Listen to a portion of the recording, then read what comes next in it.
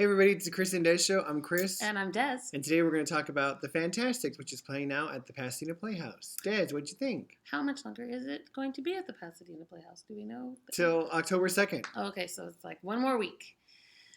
Okay, so this show apparently is like the longest running off-Broadway production, not production, but musical, years and years ever, and years right? And years and years. Its real big number is Try to Remember. Try to remember, na na na na na na na.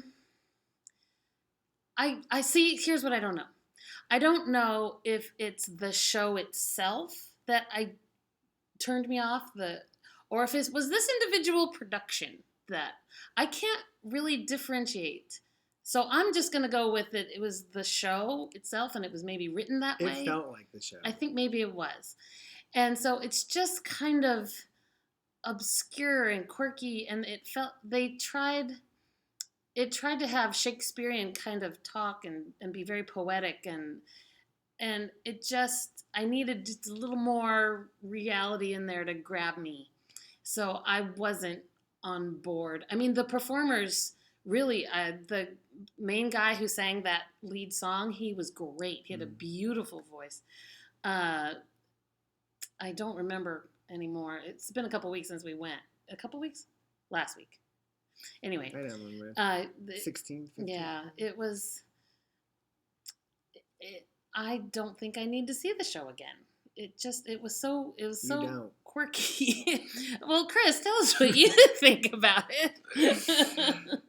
It's just not that good a show. Sorry, yeah. It's like Man of La Mancha and has one good song, and then that's what carries the show. I don't understand how it's been so long running.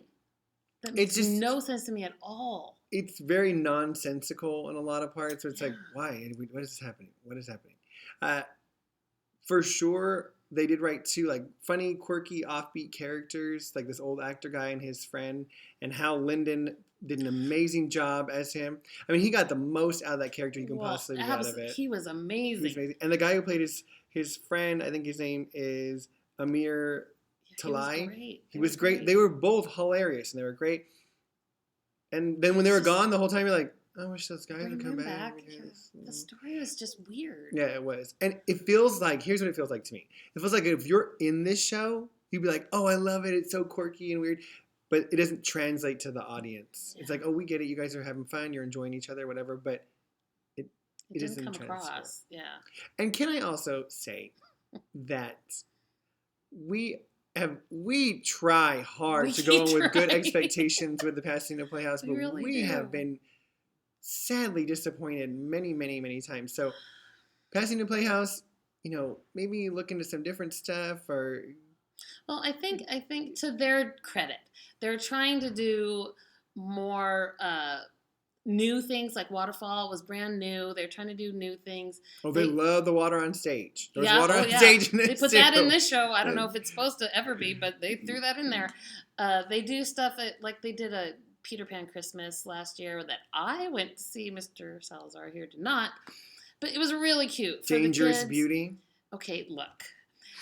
I'm trying to give them the benefit of the doubt here. That was a new show. They're trying to expose and build up a community of people who will come to their show. Right. And I think actually they have. Like, there's people who show up and they buy their subscription and they come to whatever the Pasadena Playhouse is doing. I would love to see them do at least maybe 2 classic shows and really establish some quality. Because they get really good performers.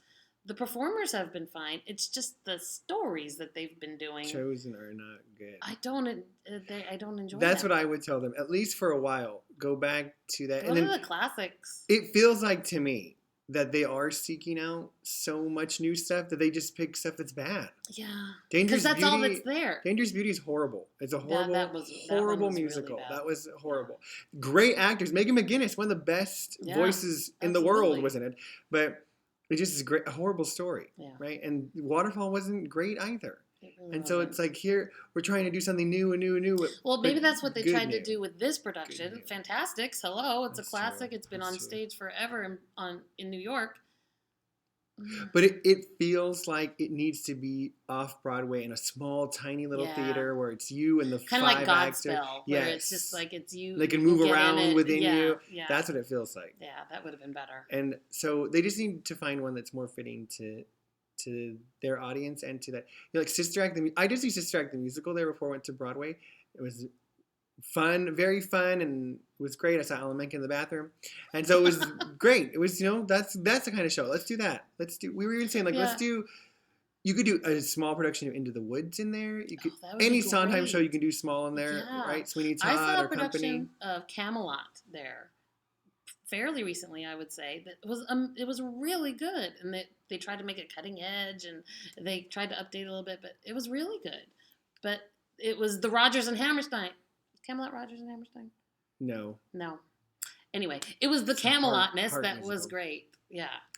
So, anyway, just try for some. We're on your side, Pasadena Playhouse. We're trying hard, Pasadena. We really are. But this is not great. Sorry. Okay. So we're saying don't go see go. it. Yeah. Okay. Bye.